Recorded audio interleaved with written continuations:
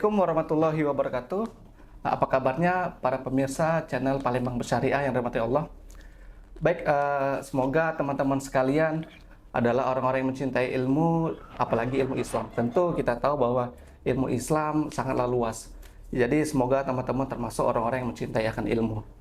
Baik, para pemirsa Palembang Bersyariah yang dirahmati Allah, pada hari ini kita akan membahas suatu tema yang menjadi isu hangat, yaitu isu Rohingya, di mana kali ini kita akan membahas sebuah buletin Berdakava, di mana temanya adalah wajib menolong Muslim Rohingya. Bersama kita ada Ustadz Muhammad Akbar Mujadid. Apa kabar Ustadz? Alhamdulillah khair. Gimana kabarnya, sehat ya? Sehat alhamdulillah. Baik, kita hari ini akan membahas terkait Muslim Rohingya. Mungkin langsung saja kepada Ustadz, sebenarnya siapa Muslim Rohingya itu Ustadz? Bismillah. Salatan wassalaman ala Rasulillah sallallahu alaihi wasallam, amma ba'd. Pertama-tama, Muslim Rohingya itu merupakan Muslim minoritas yang berada di negeri yang dikenal dengan Burma dulunya. Sekarang kemudian berganti nama menjadi Myanmar. Oke. Mereka adalah etnis banyak terpengaruh oleh Arab. Kemudian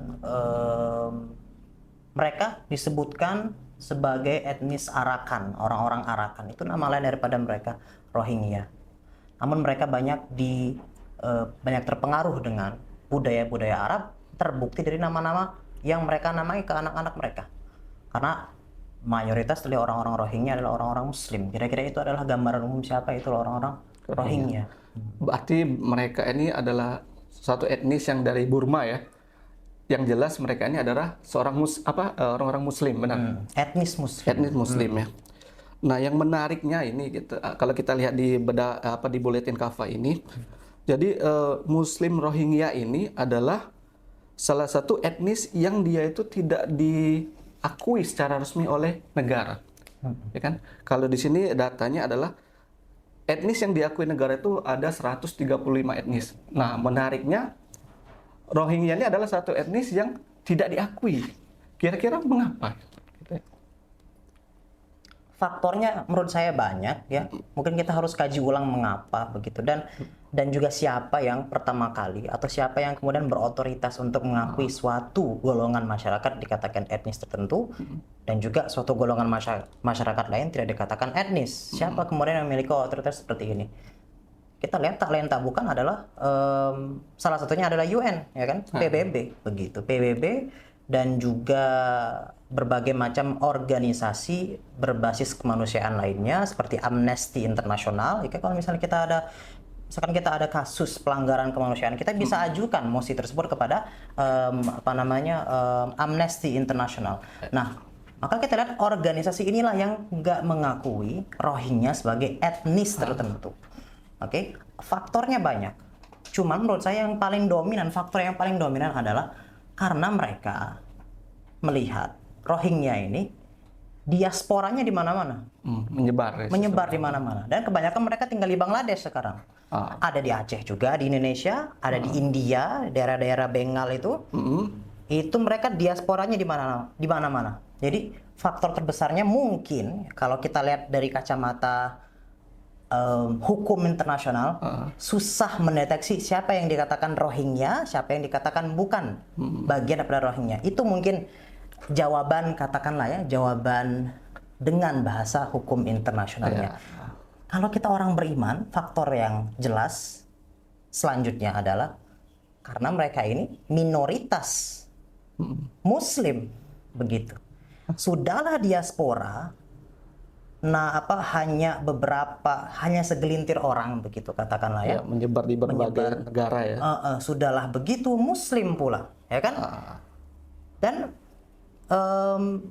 ini adalah faktor kedua menurut saya, begitu. Bagaimana Muslim Rohingya ini adalah etnis yang tidak diakui di internasional karena memang nomornya sedikit, jumlah orangnya sedikit, dan juga mereka adalah orang-orang Muslim. Jadi ada agenda mengapa tidak dianggap pembersihan etnis Rohingya di Myanmar oleh tentara yang dilatih, tentara Myanmar yang dilatih oleh IDF, gitu ya. Ini tidak diakui karena tidak bisa dikatakan genosida. jika etnisnya tidak diakui. Nah, begitu. Tapi lucunya sebenarnya mungkin ya kalau kita tadi Ustadz bilang yang mengakui mungkin secara fakta sekarang itu adalah dunia internasional kalau dalam arti PBB ya. Tapi ya maksud saya ya lucu sekali ya manusia seorang manusia gitu kan tidak diakui sebagai manusia. Itu seperti apa? Padahal mereka ini bahkan menyuarakan untuk ya melindungi binatang, hewan-hewan dan sebagainya ya. Tapi ya seperti lah ya mungkin mereka standar ganda dari mereka seperti itu ya mungkin ya.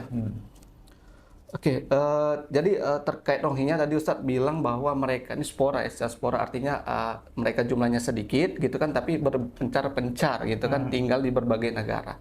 Tapi sebenarnya mereka ini harusnya di mana sih sebenarnya asalnya tadi? Tadi kan Burma, apakah memang mereka itu wilayah Burma itu memang tempat tinggal mereka sebenarnya?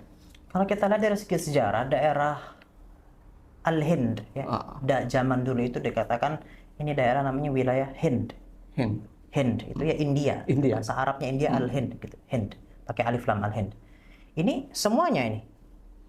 Dia melintang dari India yang kita kenal dengan negara India sekarang dan juga Pakistan, Bangladesh, Myanmar, kemudian atau Burma, juga Nepal. Ya kan? Ini semua adalah bagian yang dikenal di kekhilafahan Islam dulu sebagai wilayah Al-Hind, India. Dan banyak sekali ulama-ulama, terutama muhaddis, ulama-ulama ahli hadis yang dari sana. Sampai sekarang pun ada sekolah Ahlussunnah wal Jamaah yang terkenal di sana yang masih memproduksi ulama-ulama terkemuka di dunia. Salah satunya adalah sekolah namanya sekolah Deoband. Deobandi namanya. Bisa dilihat, ini adalah wilayah yang Islam dulu meriayahnya. Mungkin bukan sebagai wilayah kekhilafahan, hanya ada hubungan. Begitu. Ada hubungan diplomasi yang dibangun oleh kekhilafahan Islam terhadap wilayah-wilayah tersebut. Maka kalau ditanya Rohingya, orang-orang Rohingya, layaknya tinggal di mana? Sebagaimana kita lahir dan kita berkembang, kita tumbuh kembang di tempat yang kita lahir dalamnya, disitulah kita layak tinggal. Harusnya ya. Harusnya di situ tinggalnya. Di daerah Al-Hind tadi ya. Di daerah situ Al-Hind tadi begitu. Dalam istilah nation state atau dalam bahasa dalam pengkotak-kotakan nation state begitu, mereka layak tinggal di situ di Myanmar begitu. Padahal kita tidak mengakui negara-negara ini memang begitu ya. Setelah pengkotak-kotakan ini, kalaulah kita mau menyingkat jawaban dari pertanyaan dari mana Rohingya, orang-orang Rohingya harusnya tinggal, ya di Myanmar tinggalnya. Karena memang asalnya di situ ya. Atau di wilayah Al-Hind ini, gitu kan ya, yang dikenal demikian sebelum ada pengkotak-kotakan negara-negara nation state ini. Disitulah layaknya tinggal. Kenapa? Disitulah mereka lahir. Disitulah mereka kemudian berkembang biak udah tiap tumbuhan maksudnya berkembang gitu ya, beranak pinak, kemudian membangun rumah, membangun peradaban di sana, membangun peradaban Islam, membangun kultur Islami di sanalah mereka harusnya tinggal. Mereka tidak seharusnya tidak perlu jauh-jauh ke Aceh, begitu kan ya. Bukan berarti tidak boleh. Maksudnya tidak perlu jauh-jauh adalah mereka di antara tempat-tempat lain yang ada di bumi ini yang Allah halalkan untuk kita tinggal di dalamnya, Myanmar adalah tempat yang mereka paling pantas tinggal di dalamnya. Kalaupun mau berimigrasi di Aceh juga tidak boleh kita tahan. Yang mana itu adalah pertanyaan selanjutnya. Itu adalah pertanyaan selanjutnya. Baik, berarti sebenarnya jatuhnya berarti etnis Rohingya ini sebenarnya terjadi yang namanya penjajahan, benar kan? Penindasan dan sebagainya. Karena sejatinya ya tadi tempat mereka justru di situ. Karena memang dari awal mereka sudah dari sana ya kan. Berkembang biak dan sebagainya ya. Luar biasa rupanya. Ya itulah kesulitan kasus-kasus yang terjadi sekarang gitu ya, bagaimana muslimin tertindas gitu kan. Karena tadi kita ya seperti Rohingya ini justru ya dia sekarang tidak ada tempat tinggal gitu kan akibat dari penjajahan ini gitu kan. Nah, terus sebenarnya kapan mulai terjadi penindasan dari orang-orang Myanmar Buddha di situ ya? Ya kan yang di situ yang berkuasa adalah mayoritas Buddha gitu kan. Nah, yang mulai sejak kapan mereka tertindas di situ? Kalau dikatakan penindasan dari segi fisik sebagaimana yang mereka derita sekarang, itu dimulai tahun 1977-78. Begitu ya, yaitu operasi sekitar tahun 70-an ya? 70-an. Operasi Naga demikian. Naga apa tadi namanya?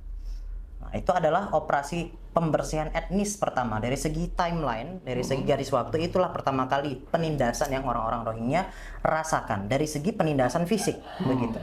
Yang mana kita kan kalau kita hidup, kita itu merasakan yang namanya diskriminasi bukan hanya fisik, diskriminasi apa misalkan diskriminasi sosial, dalam beribadah juga beribadah moral itu sudah jauh lebih lama daripada tahun 70-an. Oh, justru sudah lebih lama. Sudah ya? lebih lama. Ketika Myanmar itu berubah nama jadi Burma.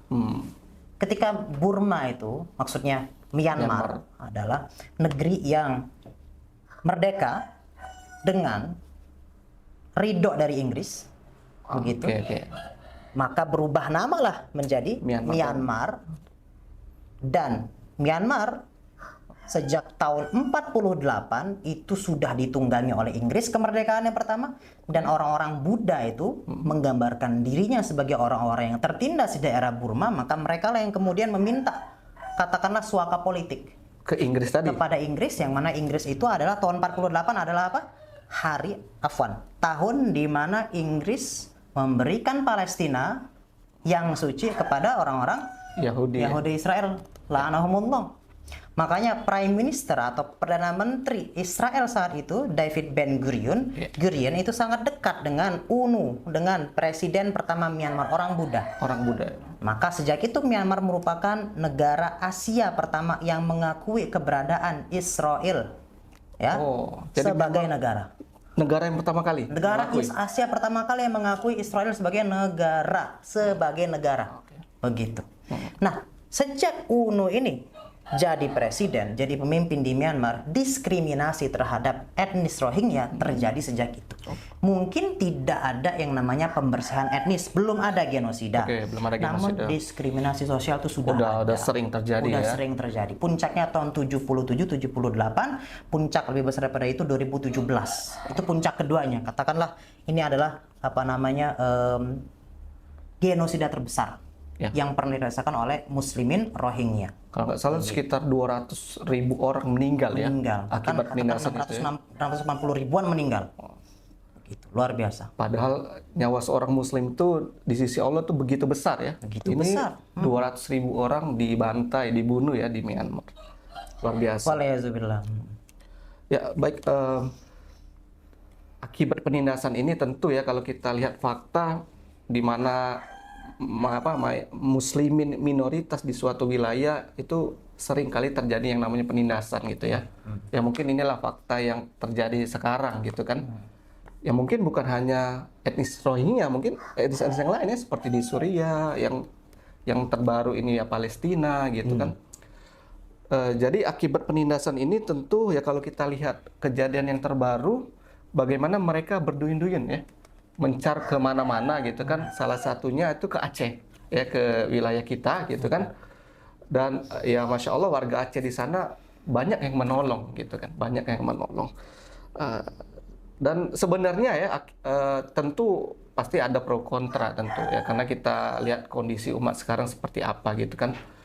Dan terkait kasus ini gitu kan, di mana etnis Rohingya meminta suaka lah istilahnya, minta perlindungan misalnya ke Aceh atau ke wilayah-wilayah kita di wilayah-wilayah lain, itu bagaimana seharusnya sikap kita sebagai seorang muslim sebenarnya terhadap etnis Rohingya ini ya, terutama mereka sebagai seorang muslim. Sebagaimana sikap kita terhadap kaum muslimin yang lain, bukan Rohingya mungkin. Bukan hanya Rohingya. Saat mereka tertindas, saat mereka terzolimi, saat mereka mengalami kesulitan, kita ikut juga merasa sakit. Bukan hanya ikut merasa sakit, tapi kita juga beraksi, kita melakukan tindakan terhadap rasa sakit tersebut, yaitu dengan menolongnya, gitu ya. Karena perumpamaan umat ini satu sama lain fi tarahumihim, dalam menampakkan kasih sayang mereka, watawadihim, dan saling sayang, saling cinta antara mereka, itu seperti kamatsalil jasad, seperti satu tubuh ya, kata Rasul sallallahu alaihi wasallam. Ketika idashtaka minhu, jika satu bagian dari anggota tubuh tersebut sakit, maka tada'a sairul jasadi bis-sahri wal humma, maka anggota tubuh lainnya yang mungkin dia tidak langsung merasakan sakitnya, tetapi anggota tubuh lainnya karena dia satu tubuh Merasa sakit juga. akan merasakan dua hal kata Rasul. Sahri itu begadang, nggak bisa tidur. Wal humma, panas. Mungkin yang kena panah di bagian sini. Iya, iya. Tetapi kaki kan tetap bisa berfungsi harusnya. Terasa gitu kan. Tetapi walaupun nggak di situ tuh kena panahnya, jadi nggak bisa jalan. Jadi malas juga jalan. Iya. Kenapa? Karena itulah tabiat satu tubuh. Nah, maka ketika Muslimin Rohingya tertindas di negerinya sendiri, Myanmar, dan ingin mencari suaka perlindungan ke negeri Muslim lain di Aceh, masa kita tolak? Kita kan satu tubuh, Ya. begitu. Artinya merasa sakit juga gitu. Merasa sakit juga. Nah, kenapa rasa sakit dan rasa sahar, rasa begadang, rasa nggak bisa tidur, rasa humma, humma itu kan apa artinya? Demam gitu ya. Demam, ya. Ini tidak dirasakan karena ada sekat-sekat nasionalisme ini. Oke. Ya, dikatakan bahwasanya ini imigran Rohingya. Imigran itu kan definisinya adalah dia pendatang dari negeri lain Orang yang asing. datang, orang asing yang datang ke sini. Kalau kita lihat hampir sekian, Allahu a'lam bishawab berapa persen, sekian persen, nanti kita coba sama-sama riset ulang lagi. Dari orang-orang Aceh itu orang-orang Arakan. Orang-orang Arakan. Orang-orang Arakan. Kalau kita lihat etnis orang-orang Aceh Berarti itu berdekatan ya. berdekatan. Mukanya mirip dengan orang-orang Rohingya. Orang-orang Arakan, orang-orang Rohingya. Dan di saat kekhilafahan Islam, di saat Aceh masih tabi' atau masih melakukan diplomasi dengan khilafah Utsmani, mereka lalu lalang itu. Muslimin Burma dan Muslimin Aceh. Itulah kenapa beberapa persen etnis Aceh itu adalah orang-orang Arakan. Dari mana datangnya? Tidak lain tidak bukan berasal dari situ. Ya, Rohingya. Artinya sudah saling lama sudah berinteraksi Sudah lama, ya. itulah kenapa orang-orang Rohingya ketika mereka ingin pergi, mereka ke Bangladesh. Ke Bangladesh. 200.000 ke Bangladesh. Kalau nggak ke Bangladesh, ke Ke Aceh. Aceh. Jadi mereka itu bukan secara acak mencari lahan. Sebenarnya ya. Ya, oh ini kita ngedayuh kalau ngelihat lahan, oh itu apa tuh? Ini nama negerinya Aceh. Oke, kita ke sana. Enggak. Mereka sudah dapat maklumat sabiqah dari nenek moyangnya. Kalau kita nenek moyang, kalau kita orang-orang Rohingya itu biasa berimigrasi ke ujung sana. Yaitu kemana? Ke negeri Aceh. Mereka tahu. Mereka bukan mencari lahan kosong kebetulan. Oh Aceh salah satunya. Turun yuk gitu. Kami tertindas, tolong terima kami. Enggak, mereka dari lama sudah berlalu lalang di sini. Sudah lama berinteraksi. Sudah lama berinteraksi. Dan mereka juga, apalagi kita sesama Muslim ya kan. Oke, berarti seharusnya sikap kita ini justru menolong, bukan malah menolak gitu ya. Ya, apapun istilahnya mungkin kesulitan hidup mungkin ya yang kita alami sekarang, apapun itu, meskipun dia istilahnya ya kita tetap juga harus menolong karena tadi satu tubuh tadi gitu kan. Jika dia sakit kita juga merasa sakit. Nah, tapi kalau menurut Ustadz nih ya, kira-kira apa benar ini masyarakat Aceh itu menolak atau memang sengaja diprovokasi tuh kira-kira? Ya. Masyarakat Aceh sekarang kan ya sama seperti masyarakat Indonesia lainnya, banyak yang beragam, tapi mayoritas mereka menerima. Ya. Menerima karena itulah tabiat masyarakat Aceh. Mereka orang-orang baik. Beberapa kalangan yang menolak, alasan mereka adalah melihat dari bagaimana histori orang-orang Myanmar yang diterima di sana, orang-orang Rohingya yang diterima di sana, sikap mereka seperti apa? Dilaporkan bahwa mereka sebagian dari orang-orang Rohingya ini ada yang katakan ada yang dalam tanda kutip tidak sopan dengan pemberian atau dengan sambutan tersebut. Tidak sopan dalam artian bukannya terima kasih, malah mereka melakukan berbagai macam tindak tanduk yang nggak mungkin kita sebutkan di sini ya, begitu, ada pelecehan dan segala macam gitu. Nah, terlepas dari itu, setiap manusia kan ada tendensi untuk melakukan kemaksiatan. Okay. Yang dilakukan oleh oknum beberapa imigran Rohingya ke Aceh ini tidak seharusnya mengubah sikap kita terhadap Rohingya Aceh secara keseluruhan. Itu tidak, orang bijak itu tidak pernah kemudian orang bijak dan orang beredukasi itu tidak pernah kemudian Muslim terutama ya, tidak pernah kemudian menjadikan aksi segelintir orang dinisbatkan pada definisi suatu etnis keseluruhan. Itu nggak bagus kayak gitu, tidak boleh ya. Jadi maksudnya, andaikan laporan tersebut benar, ya sudah, kita selesaikan masalah tersebut, jangan kemudian kita buka masalah baru, yaitu penolakan Muslim Rohingya, yang mana mereka wajib kita bantu. Kalaupun itu masalahnya, kalaupun masalahnya ini adalah pelecehan, pelecehannya diselesaikan oleh pelakunya yang kemudian dihukum, pelakunya kemudian diiqab. Jangan kemudian kita generalisasi, kita tamim kan disebutkan dalam mutabanah kita nggak boleh mentamim suatu kejadian, suatu kondisi, menggeneralisasi suatu kondisi itu tidak bijak dan tidak boleh begitu ya. Bukan seorang politikus yang kemudian mentamim begitu. Jangan kita generalisasi kemudian sikap 1-2 orang etnis Rohingya tadi yang di Aceh kemudian menentukan sikap kita secara keseluruhan terhadap orang-orang Rohingya begitu, yang mana mereka muslimin. Berarti ya bisa juga orang-orang ini diprovokasi juga kan, padahal sebenarnya mereka menerima gitu kan. Jadi kasus yang tadi itu digembar-gemborkan sedemikian rupa oleh beberapa media, apalagi saat kaum muslimin ini sudah banyak menjadi warrior, menjadi pejuang-pejuang julid fisabilillah terhadap orang-orang Israel. Kedatangan muslimin Rohingya, ribuan Muslim Rohingya yang datang ke Aceh ini merupakan pengalihan yang sangat perfect, yang sangat sempurna. Begitu. Ntar dulu, jangan bahas-bahas Arab dulu. Palestina sama Indonesia itu kalau kita naik pesawat bisa sampai 12 jam transit sekali. Itu kejauhan. Ini loh, lihat loh. Di seberang sendiri, Aceh ini negeri kita sendiri. Didatengin sama orang luar.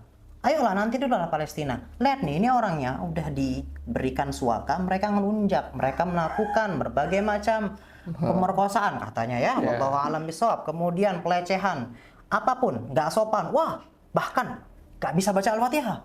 Bahkan nggak bisa baca Al-Fatihah aja nggak bisa. Pertanyaannya, mereka Muslim nggak ya? Ini adalah pengalihan yang bagus, yang sempurna bagi orang-orang yang tidak berpikir secara keseluruhan, secara ideologis. Iya, berarti bisa ditunggangi lah istilah kasus ini ya. Benar. Jadi apalagi dibumbui nanti Indonesia jadi Palestina loh, akhirnya kayak Palestina kan di mana sekarang ditindas oleh Yahudi dan sebagainya gitu kan, luar biasa ya. Padahal sebenarnya ya saya pernah juga lihat di komentar, ada lupa saya di sosial media ada komen di situ bahwa saya ini warga Aceh dan apa yang ya kurang lebih ya apa yang disampaikan itu tidak benar, bahwa bahkan mereka tuh anak-anaknya mereka para penghafal Quran, bahkan berlomba-lomba untuk nyetor hafalan ya, luar biasa, masya Allah ya. Mereka seorang Muslim gitu kan, jadi ya mereka ya tabiatnya ada tabiat seorang Muslim gitu kan. Berarti tadi ya ketika misalnya memang seandainya memang terjadi pelanggaran-pelanggaran, berarti oknumnya itu ya. Oknumnya itu. Jadi bukan berarti secara keseluruhannya kemudian kita tolak gitu ya. Oh gitu ya. Nah, kalau sebenarnya tentu ya penindasan, kemudian kerusakan, kezoliman yang terjadi pada kaum muslimin belakangan ini kan bukan terjadi pada etnis Rohingya saja gitu kan. Sebelumnya kita pernah dengar bagaimana warga-warga Suriah juga oleh rezim Bashar Assad gitu kan, kemudian disiksa dan sebagainya, kemudian Palestina gitu kan. Nah sebenarnya menurut Ustadz apa sih akar masalah yang terjadi pada kita sebenarnya gitu? Mengapa kaum muslimin di mana-mana ditindas gitu ya? Sebenarnya jelas jawabannya satu. Karena kita meraih kemerdekaan dari orang-orang barat, dari musuh kita, dari kemerdekaan tersebut yang kita kira kita gapai, terbentuklah nama-nama negara dan terbentuklah bendera-bendera yang kita kibarkan sekarang, merah putih, hijau merah, ya kan, hijau terus merah, bulat Bangladesh, India, Pakistan, Mesir, Palestina, Lebanon, Urdun, Yordania, Suriah. Ini dulu satu wilayah namanya Syam, khalas Syam gitu. Syam. Sekarang terbagi-bagi jadi 6 negara. Mesir beberapa bagiannya adalah Syam, Filistin, 4-5 negara. Jadi menjadi wilayah kecil-kecil ya. Jadi dikatakan apa akar masalahnya? Akar masalahnya satu, nasionalisme. Bentuk asobiyah baru. Asobiyah di zaman Rasul dulu adalah asobiyah sifatnya kobiliyah atau asobiyah per kobilah.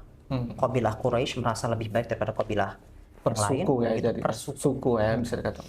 Ini sifatnya memang lebih kecil, begitu, lebih kecil daripada nasionalisme sekarang. Nasionalisme itu mungkin lebih besar, katakanlah batasan asobiahnya lebih besar, namun lebih parah dan lebih rentan dan lebih lemah, lebih semu. Itu kata yang saya mau cari, lebih semu. Maksudnya lebih semu apa? Lebih tidak real. Kalau qabilah itu real dalam artian tidak ada yang kemudian bisa menafikan nasab kita. Kalau saya misalkan atau Rasul sallallahu alaihi wasallam, Nabi Muhammad sallallahu alaihi wasallam itu kalau kita track back, kita lacak nasabnya, ya itu adalah nasab Quraisy. Tidak ada yang kemudian tidak ada yang bisa memungkiri fakta tersebut. Maka itu sudah bawaan. Itu tidak bisa kemudian kita nafikan. Kenapa ta'assub jenis baru bernama nasionalisme ini lebih berbahaya? Karena dia lebih semu, lebih tidak real. Lebih tidak real dalam artian teritori yang dikatakan Indonesia sekarang. Siapa yang pertama kali mengatakan ini Indonesia? Dari Aceh, dari Sabang sampai Merauke. Siapa yang mengatakan kalau ini adalah Indonesia? Ya penjajah. Penjajah ya. Penjajah. Dulu dikatakan ini namanya wilayah Jawi. Nah itu Jawi. Bukan Jawa ya. Jawi itu maksudnya Nusantara. Oh termasuk Sumatera termasuk juga. Sumatera sampai Singapura sekarang, Malaysia, Thailand Patani, Brunei Darussalam. Ini semua namanya daerah Jawi dan bahasanya bahasa Melayu tapi huruf hijaiyah. Itulah huruf Jawi namanya. Begitu. Itu dulu dikenal demikian. Maka mengapa nasionalisme ini adalah ikatan asobiah yang lebih, walaupun paling baru, paling mutakhir, tapi lebih bahaya dan jauh lebih semu daripada asobiah di zaman Rasul dulu. Yang perkabilah tadi Yang perkabilah tadi, setidaknya kabilah itu memang real. Nasab Quraisy, nasab perkabilah itu bisa kita track back, bisa kita lacak. Sekeluarga lah, kekeluargaan. Lebih memang kuat, jelas, ya? begitu lebih kuat. jelas. Walaupun juga tidak boleh tetap tidak gitu boleh. Kan, ya? Nah, nasionalisme ini adalah batasan-batasan semu yang dibuat oleh penjajah. Begitu. Jadi aktornya ini si penjajah ini sebenarnya. Itu. Kita bangga dengan merah putih. Kita kemudian kesel dan luar biasa bencinya dengan teman-teman Malaysia kita yang mengatakan suka mengklaim budaya Indonesia. Ya ikhwan naba uskut. Diam dulu. Kenapa kadang-kadang Malaysia dalam tanda petik mengklaim budaya kita? Karena emang kita satu rumpun. Ya kan, kita satu rumpun. Satu rumpun ya. Satu rumpun, satu ras, satu etnis, satu budaya, budaya Islam. Punya kesamaan lah istilahnya. Jadi bukan mereka mengklaim, kita mengklaim. Siapa yang lebih duluan? Ya orang Indonesia duluan yang pergi ke orang Malaysia. Jadi orang-orang yang di Malaysia itu sebenarnya 70% orang Melayu di sana berasal dari Riau, dan Riau di mana? Di Indonesia. Riau sama Malaysia itu satu wilayah, dulunya satu wilayah satu itu wilayah. Ya gampang itu satu wilayah. Jadi wajar ya. Jadi akan wajar. jadi kesamaan tadi ya. Bukan saling klaim. Bukan saling klaim. Jadi apa akar permasalahannya ini? Nasionalisme, ta'assub versi baru yang Barat sengaja buat untuk mengkotak-kotakan negeri kaum muslimin, biar pada akhirnya kita terpecah belah, menganggap kaum muslimin di Suriah yang ditindas oleh Basharul Assad la'anahullah, dan juga oleh Myanmar, oleh pemerintah Myanmar terhadap etnis Rohingya, dan juga oleh saudara-saudari kita di Palestina ditindas juga oleh entitas Zionis la'anahumullah. Ini semua kenapa di segampang itu darah kaum muslimin ditumpahkan? Karena kita merasa, karena kebanyakan dari kita merasa, ya, yang mana nggak benar perasaan ini, bahwa peduli membantu negeri-negeri muslimin di negeri-negeri tersebut adalah foreign interest, atau apa namanya itu, kepentingan asing. Kepentingan asing ya. Kepentingan asing menurut siapa sebenarnya? Jadi kita menganggap mereka bukanlah bagian dari kita. Bukan bagian dari kita. Meskipun sesama muslim. Ya? Muslim.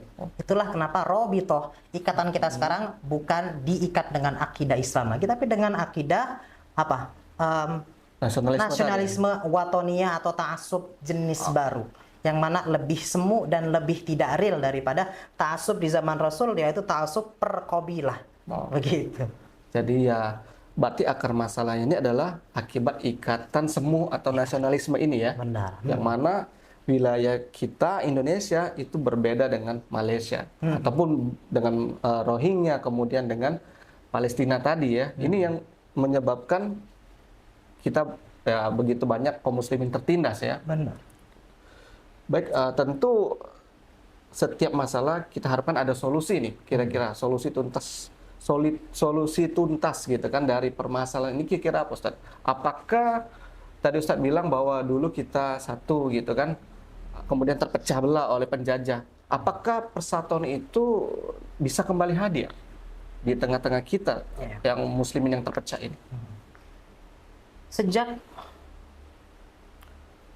Indonesia dinamakan Indonesia, atau lebih lama dari itu, sejak runtuhnya Daulah Utsmaniyah 3 Maret 1924, selalu ada diskusi manakah yang lebih efektif, yang lebih fa'alan, lebih efektif. Iya. Persatuan Arab atau persatuan muslimin. Pan-Arabisme atau pan-Islamisme. Sudah lama diskusi ini. Sudah ya? lama diskusi Sudah ini lama. dan tidak ada jawaban yang pasti. Oke. Sampailah datang Al-Alama Syekh Taqiyuddin An-Nabhani rahimahullah mengatakan dua-dua ini sama-sama cara bagi Barat untuk mengkotak-kotakan kita. Wah, justru idenya dari Barat juga. Dari Barat juga. Dari Barat juga. Mana yang lebih efektif? Pan Jamiatul Arabiyah atau Jamiatul Islamiyah, pan Arabisme atau pan Islamisme, Islamisme. Dua-duanya nggak efektif. Dua-duanya sama-sama ditunggangi. Ya. Mana yang efektif? Bukan dengan jamiah, bukan dengan asosiasi dan pan, bukan partai ya. Pan itu maksudnya adalah asosiasi, perkumpulan perkumpulan, begitu. Bukan dengan asosiasi kita bisa kuat. Sampai sekarang itu masih ada Masih ya? ada. Masih ada. Masih ada. Ya kan? Persatuan negeri-negeri muslim Iya. di dunia ya kan ya. Apa namanya? OPI atau OKI? Oke ya. OKI ya, nah, itu. Oh, iya. Apa programnya? Olahraga tiap tahun atau tiap 3 tahun ya kan ya? Iya, iya. Oh, tahun ini Indonesia menjadi tuan rumah tuan rumah terhadap program olahraganya OKI. Hebat dong Indonesia. Apa hebatnya? Terus kenapa Palestina masih ditindas? Oke, kalau gitu Palestina mengirimkan timnasnya. Kalau menang dapat duit kan? Dipajakin tuh oleh Zionis pada akhirnya. Dipajakin. Jadi pada akhirnya itu bukan solusi. Apa solusinya? Mengembalikan kembali apa yang hilang di tahun 1924, yaitu Al-Khilafah Ar-Rashidah. Bukan khilafah yang di ujung-ujung Utsmani, itu khilafah era-era lemah. Dengan segala hormat terhadap para khalifah yang memperjuangkan Islam, ya kan, Sultan Abdul Hamid II, Sultan Abdul Majid II itu khalifah terakhir bagi kekhilafahan Utsmani. Dengan segala hormat mereka luar biasa mencoba mempertahankan daulah ini, ya kan, dengan segala hormat.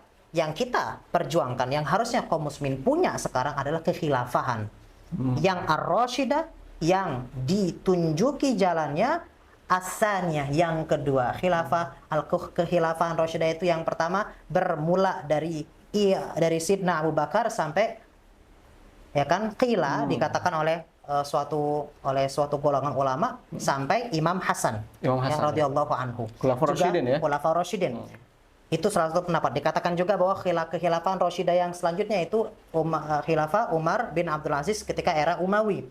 Ada juga yang mengatakan khilafah Ar-Rasyidah yang selanjutnya itu adalah kekhilafahan saat Harun ar-Rasyid. Ini adalah khilafah Rasyidah yang pertama. Yang asaniyah kapan? Nanti.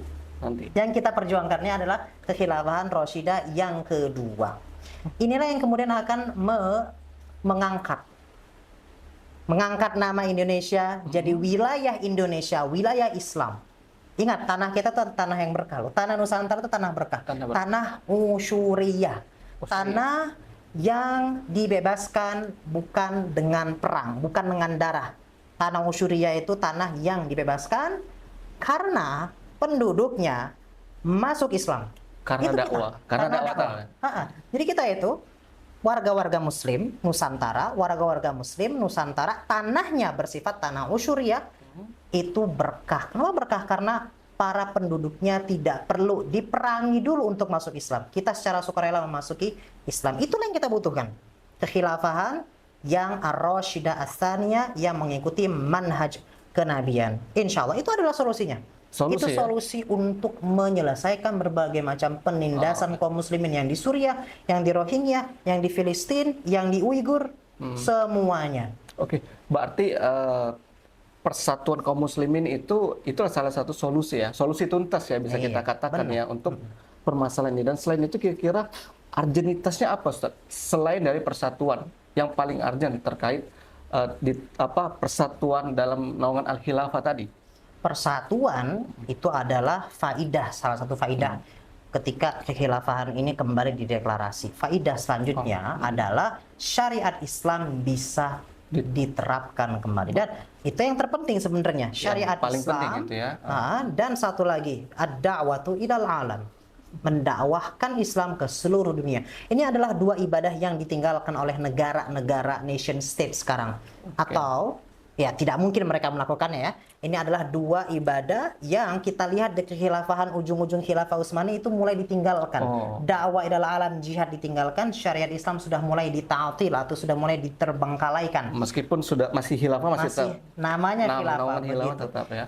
Ketika dua hal ini tidak diterapkan, tidak dilakukan, dakwah dengan jihad tidak dilakukan, syariat Islam tidak diterapkan, tidak dipraktekkan secara kenegaraan, maksudnya itu diterapkan, maksudnya dilakukan adalah dipraktikkan secara kenegaraan, secara hukum positif dari atas ke bawah, begitu itu maksudnya. Keberkahan hilang. Keberkahan hilang, dari keberkahan yang hilang, itulah mulai berbagai macam musuh-musuh Allah pada akhirnya sampai ke kepemimpinan, dan pada akhirnya memimpin kaum muslimin tertindas, penindasan terjadi setelah itu. Jadi mana asalnya? Kekhilafahan hilang, ya kan? Karena khilafah hilang, syariat Islam tidak diterapkan. Karena tidak ada khilafahan juga, Islam hanya didakwahkan oleh per individu seperti kita ini ya? Atau per partai-partai, ya kan? Yang mana harusnya ini adalah siapa yang melakukannya? Daulah, negara, begitu, negara Islam. Begitu. Itu adalah faedah selanjutnya, yaitu bukan hanya persatuan, syariat Islam diterapkan, fungsinya ya. Syariat Islam diterapkan juga untuk mendakwahkan Islam secara masif lewat negara kepada seluruh dunia. Jadi dakwah itu diemban langsung oleh negara. Oke, baik. Baik Ustadz, menarik sebenarnya pembahasan kita. Saya pengen ulas lebih lanjut ya, tapi ya kita cukupkan dulu sampai di sini kita membahas kita. Mungkin nextnya kita bisa bahas lagi terkait materi-materi yang lain gitu ya Ustadz ya. Baik, sahabat Palembang Bersyariah yang dirahmati Allah, kita cukupkan sampai di sini pembahasan kita, di mana kesimpulannya yang ada pada pembahasan kita ini adalah kita sebagai seorang muslim maka wajib menolong saudara kita Rohingya apapun kondisinya, dan tentu permasalahan ini diakibatkan karena tidak adanya persatuan di tengah-tengah umat. Maka dari itu solusi tuntas adalah dengan menerapkan al-khilafah, dan di situ persatuan terbangun dan kemudian penerapan syariat Islam bisa diterapkan oleh negara. Wallahu a'lam bishawab. Wassalamualaikum warahmatullahi wabarakatuh.